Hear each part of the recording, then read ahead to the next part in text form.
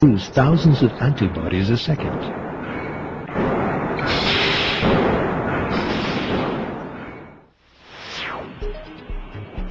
As we have seen, this communication between helper T cells and B cells is a very sensitive alarm code, calling the whole army to produce weapons. Emergency mobilization has now been declared in the body, which is now engaged in total war. The defending army is mustered and soon made ready. With its three-dimensional protein structure, the antibody fits the enemy like a key in a lock. They will lock to a specific area of the virus or bacteria identified by intelligence and damage the enemy's biological structure. The invading germs will thus be neutralized. That is because the antibodies produced by the B cells are perfectly designed in the light of intelligence which reaches them.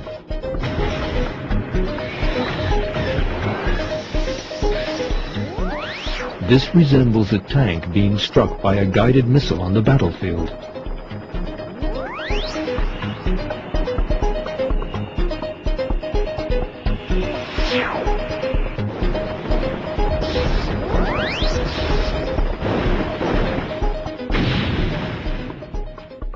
In this way, an antibody weapon uniquely tailored to the enemy is produced, to such an extent that an antibody produced for one virus is powerless against another. This sensitive antibody production resembles making keys to match millions of different locks. However, the B cell, invisible to the naked eye, carries out that production with no mistakes. This is an achievement which goes beyond the bounds of human reason. The helper T cell, which disseminate the intelligence about the enemy to all the cells, send another specialist unit into action: killer T cells. The viruses are neutralized by the antibodies produced. However, invading viruses generally adopt very cunning strategies. Once a virus enters a cell, the antibodies are unable to reach it. Viruses sometimes hide so well inside the cell that neither antibodies nor killer T cells are even aware of their presence. This is because everything looks normal from the outside. Yet despite that, the immune system still senses the presence of something abnormal. In that event, the killer T cells destroy the sickly cell invaded by the virus.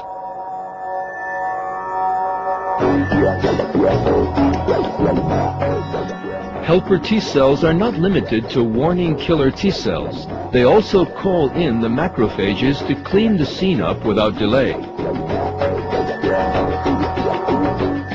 There is a great intelligence behind this behavior because the killer T cells first have to distinguish between normal cells and those in which the enemy is concealed.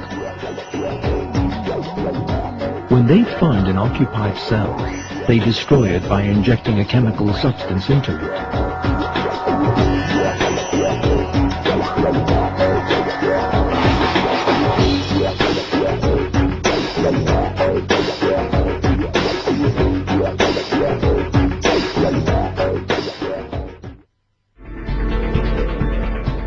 Once victory over the germs has been achieved, suppressor T cells stop the war.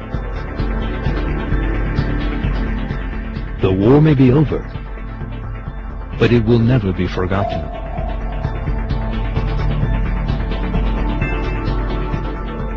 Some B cells which served during the conflict are given long lives and keep the molecular records of the past invaders. The aim behind this is to accelerate any possible war which might break out in the future.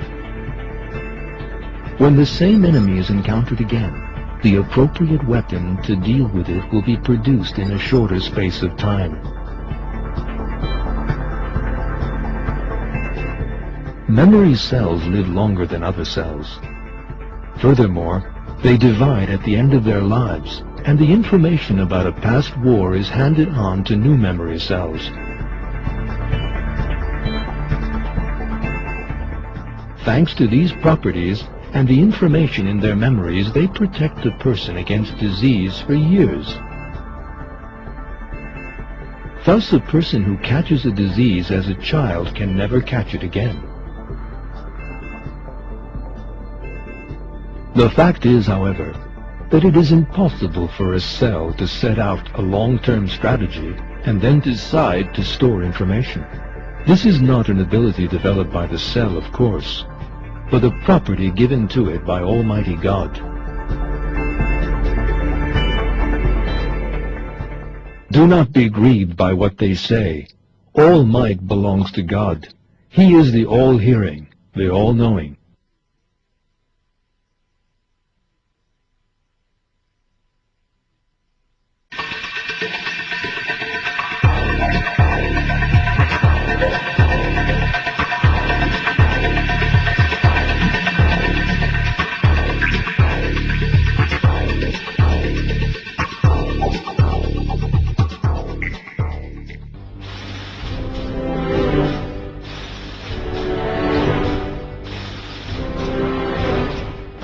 A great war is waged against any germ entering our bodies.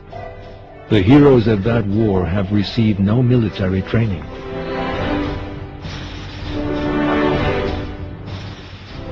Neither are they possessed of reason.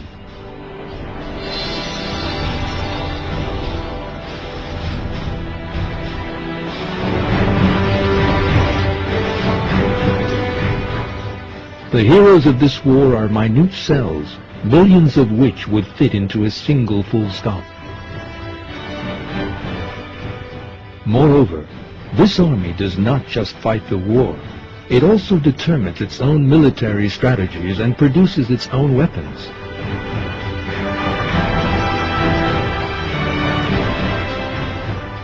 If all these processes were under our control rather than that of ourselves, we would never cope with the immense organization involved.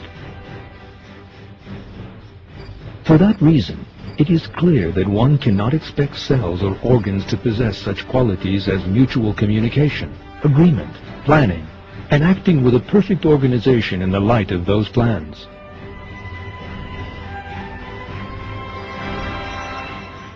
Just think, what we are dealing with here is a few organs and 1 trillion or so cells.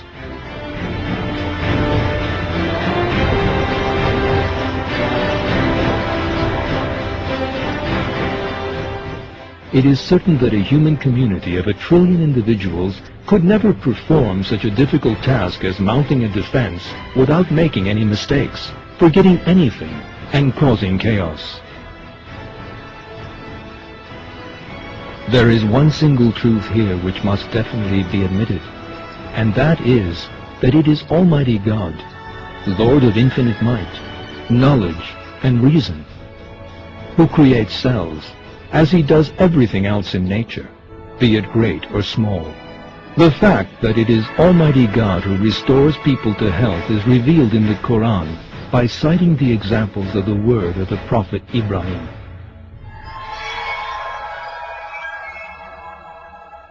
He who gives me food and gives me drink, and when I am ill, it is He who heals me.